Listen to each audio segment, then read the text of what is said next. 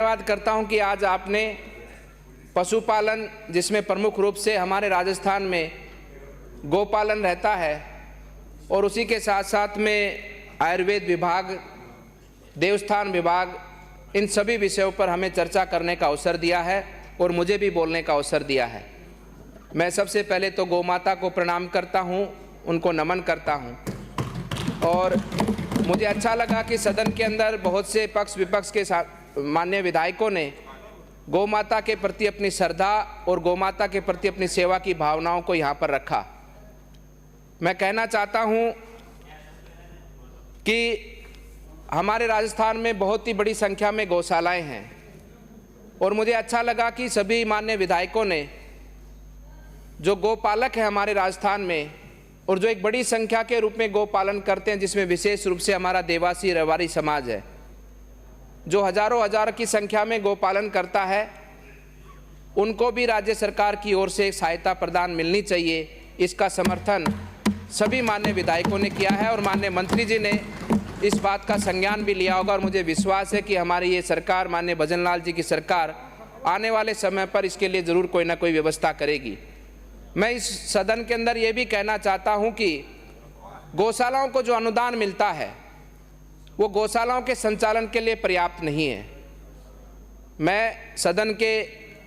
आज बीच में आप सभी विधायकों से, मंत्रीगणों से कहना चाहता हूं कि गौशालाओं को जो अनुदान मिलता है उसमें भी हमें चिंता करनी चाहिए, और गौशालाओं को जो अनुदान मिलता है उसको बढ़ाने की तरफ भी हम सबको मिलकर कदम बढ़ाने चाहिए, ताकि गौशालाओं को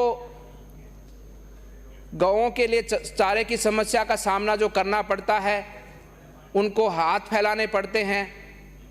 उनको ये समस्याओं का सामना ना करना पड़े, और अपनी अपनी गौशालाओं को चलाने के लिए सरकार उनको जो अंशदान देगी उसके माध्यम से गौशालाओं की व्यवस्था और भी अच्छी आने वाले समय पर चले। अभी बहुत सी जगह समस्या गौशालाओं के अंदर की भूमि, जहाँ पर गौशाला संचालित है, वो भूमि कहीं ना कहीं गोचर भूमि है, सवाइचक भूमि है, चारागाह भूमि है। हमें उस पर भी विचार करना चाहिए कि जो चारागाह भूमि है, गोचर भूमि है, उस पर अधिकार गायों का है, उस पर अधिकार गायों का है। उसमें नाम मोटेशन में भी गोचर भूमि लिखा है, चारागाह भूमि लिखा है। तो सरकार को ये विचार करना चाहिए कि वो भूमि नाम न कराएं, लेकिन उस भूमि का उपयोग गौचारे के लिए वो संबंधित गौशालाएं, उसके आसपास की गौशालाएं कर सके। ऐसी परमिशन, ऐसा आदेश सरकार को लाना चाहिए, जिसके माध्यम से गौशालाओं को चारे की व्यवस्था में भी बहुत बड़ा सहयोग मिलेगा। उसी के साथ साथ में कुछ समय पहले यहाँ पर कांग्रेस के एक वरिष्ठ विधायक थे, जिन्होंने कहा कि जो बाहर की नस्ल, हमारे देश के बाहर की नस्ल यहाँ पर आई, किसी देश का नाम मैं लेना नहीं चाहता, उसके कारण हमारे संस्कार खराब हुए हैं, हमारी बुद्धि खराब हुई है। मैं तो उनको धन्यवाद देता हूं कि उन्होंने माना तो सही कि जो कांग्रेस की गलतियां थी, उन गलतियों के कारण आज देश को ये भुगतना पड़ रहा है। उन्होंने माना तो सही कि कांग्रेस की उन गायों के दूध से हमारा स्वास्थ्य खराब हुआ, इसमें कोई संदेह नहीं है। आज साइंस जगत ने भी ये माना है, लेकिन उनको ये भी मानना पड़ेगा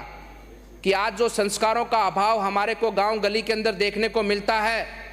उसका एकमात्र कारण है मैकाले की शिक्षा पद्धति। कौन लाया है मैकाले की शिक्षा पद्धति? वो उस समय के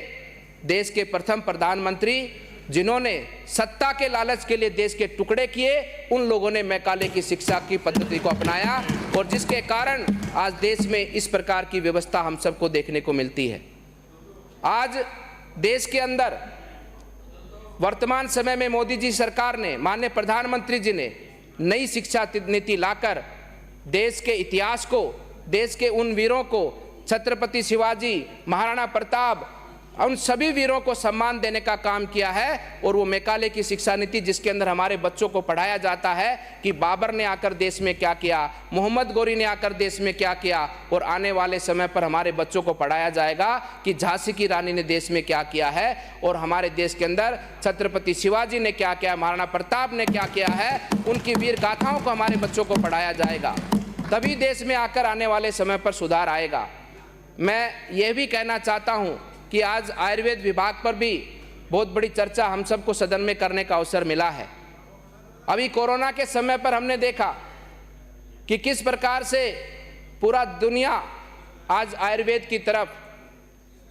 दौड़कर भागी, आयुर्वेद को अपनाने के लिए सब लोग आतुर हुए और आयुर्वेद को इस कोरोना कालखंड के अंदर